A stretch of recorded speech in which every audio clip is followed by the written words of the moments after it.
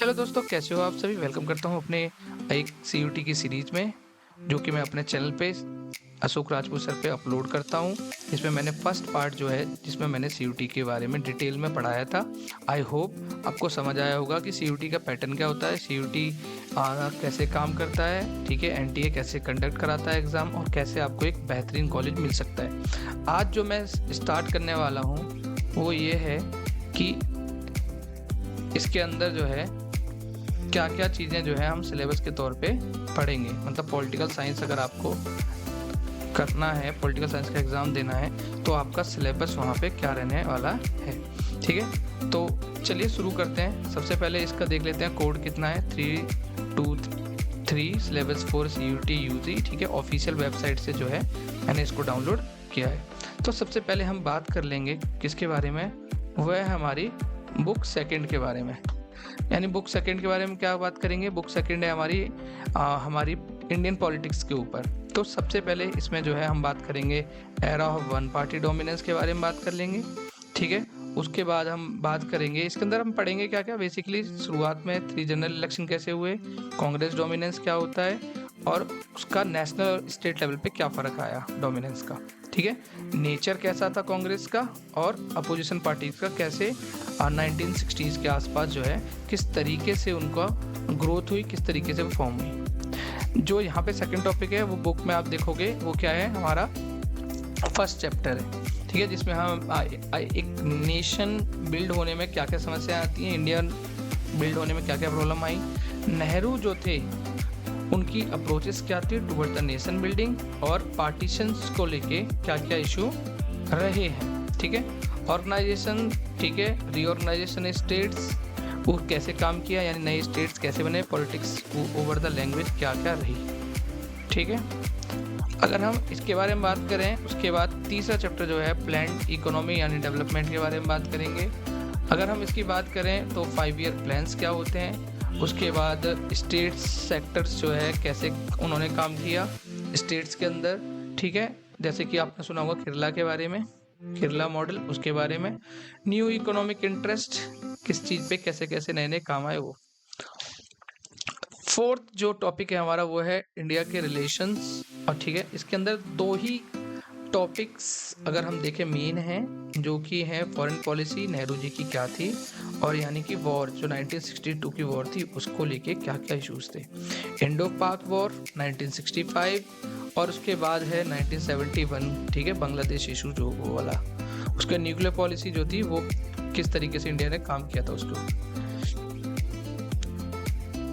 चलिए आगे देखते हैं कि कांग्रेस के सिस्टम के बारे में बात करेंगे, किस तरीके से 1967 में बहुत बड़ा झटका लगा था कांग्रेस को, जिसकी वजह से आप देखोगे कि वो गवर्नमेंट तो फॉर्म हो गई थी, बट उसके बाद कांग्रेस जो है स्प्लिट हो जाती है, ठीक है। तो स्प्लिट के कारण के बारे में बात करेंगे, और कैसे इंदिरा गांधी ने 1971 में इलेक्शंस को विन किया, कैसे विक्ट्री हासिल करी, और गरीबी हटाओ के नारा जो है कैसे 1971 में एक स्टार कैंपेन, स्टार स्पीच के तौर पे, इनका डायलॉग के तौर पे उभरा।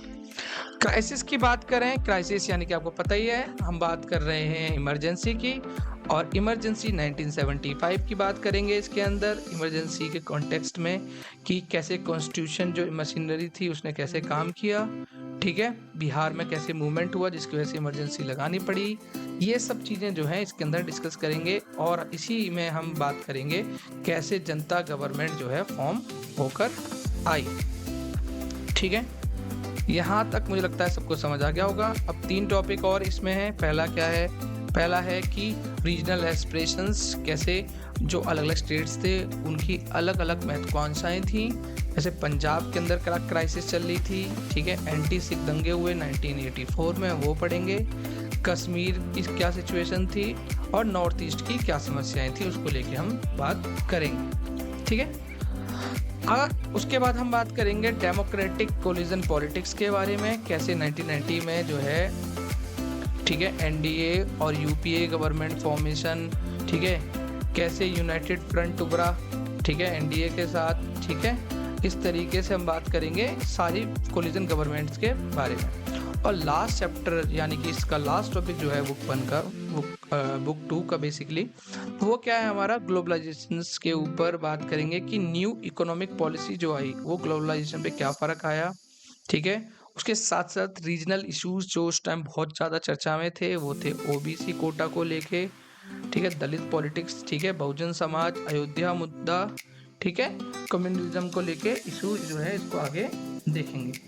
आई होप ये फर्स्ट बुक सेकंड बुक आपको समझ आ गई होगी। अब हम बात कर लेते हैं कंटेम्प्रेरी वर्ल्ड पॉलिटिक्स की, यानी चैप्टर फर्स्ट की।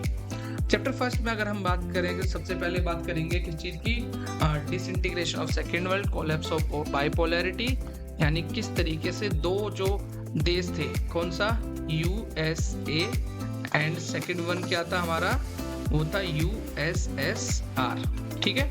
तो इसके बारे में बात करेंगे, रसिया इंडिया के क्या रिलेशन रहे, पोस्ट कम्युनिस्ट कंट्रीज कैसे काम करती थी, इन सब के बारे में हम बात करेंगे। जस्ट उसके बाद हम बात करेंगे alternative centre of economic and political power, जिसमें हम चाइना के बारे में बात कर रहे होंगे, यूरोप यूनियन के बारे में बात करेंगे, आसियान के बारे में बात करेंगे और चाइना के साथ रिलेशन कैसे रहे इंडिया के, जापान एंड साउथ कोरिया के बारे में बात करेंगे, ठीक है। आई होप आप सबको ये सब समझ आ जाएगा, इजी है। साउथ एशिया के अंदर हम बात कर लेंगे कि इंडिया जो है उसका साउथ एशिया कैसे रिलेशन रहा है, बेसिकली हम इसमें इंडिया के और आसपास के साउथ एशिया के जो देश हैं उनके साथ क्या रिलेशन रहे, उनकी इकोनॉमिक पॉलिसीज कैसी रही, उनका क्या इम्पैक्ट रहा इंडिया को लेके। फोर्थ चैप्टर जो है वो बड़ा ही इंटरेस्टिंग है, जिसमें हम यूनाइटेड नेशन के बारे में बात करेंगे। अगर हम यूनाइटेड नेशन के बारे में बात करें, फ्यूचर ऑफ यूएन की बात करें, इंडिया पोजीशन रिकंस्ट्रक्शन यूएन को लेके क्या है, इंडिया के क्या क्या पोजीशन रही, क्या कैसे काम किया, परमानेंट मेंबरशिप को लेके, ठीक है, अकाउंटेबल डेमोक्रेटिक ऑर्डर को किस तरीके से हमने कहा, ग्लोबल गवर्नेंस की बात करेंगे इसके अंदर। पांचवा जो टॉपिक है इसमें वो है सिक्योरिटी को लेके, और सिक्योरिटी ट्रेडिशनल और नॉन ट्रेडिशनल दोनों के बारे में बात करेंगे, global poverty, health, education, human rights, ठीक है, और माइग्रेशन, इन सब के ऊपर बहुत आराम से बात करेंगे और क्वेश्चंस बनाएंगे, ठीक है।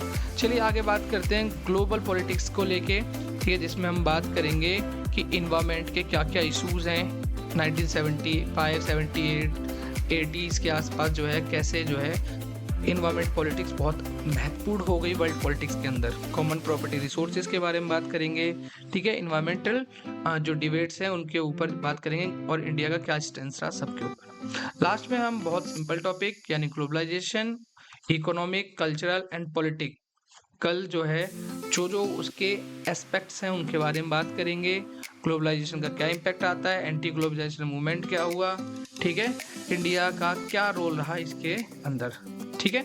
आई होप आप सबको ये सब समझ आ गया होगा। कोई भी टॉपिक देखिए, सबसे पहले किसी भी एग्जाम को क्रैक करने का सबसे अच्छा तरीका होता है क्यों ना हम उस सिलेबस के आसपास ही पढ़ें, हमें ज़्यादा पढ़ने की आवश्यकता नहीं है। बच्चे थोड़ा सा इसलिए परेशान हो जाते हैं क्योंकि वो ज़्यादा पढ़ने की सोचते हैं, बट हमें ज़्यादा नहीं पढ़ना, हमें लिमिटेड पढ़ना है। हमारा एक ही गोल है कि CUT के अंदर जो है हमें पॉलिटिकल साइंस में 200 में से 200 अचीव करना है। Thank you. और हाँ, लाइक एंड सब्सक्राइब ये भूलना नहीं है कैसे भी। Thank you.